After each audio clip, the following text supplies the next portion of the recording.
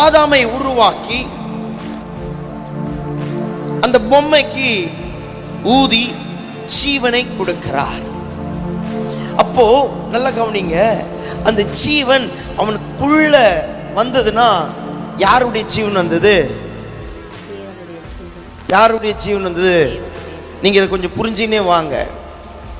யாருடைய ஜீவனை கொடுக்கிறாரு?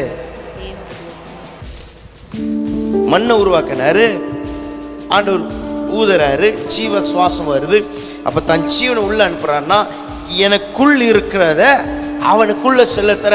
சில பேர் சொல்லுவாங்க, ஏங்க ரட்சிக்கப்பட்ட ஒரே பிரச்சனை அப்படின்னா, நீ ஜீவ சுவாசத்தை பெற்ற உடனே பிசாசுக்கு பிடிக்காது, போராட்டம் கொடுப்பான், வீட்டில் தொந்தரவு கொடுப்பான், உன் பிள்ளைகளை அடிப்பான், உன்னுடைய கணவனை அடிப்பான், உன் மனைவியை அடிப்பான், உனக்கு இருக்கிற எல்லாவற்றையும் பிடுங்குவான்.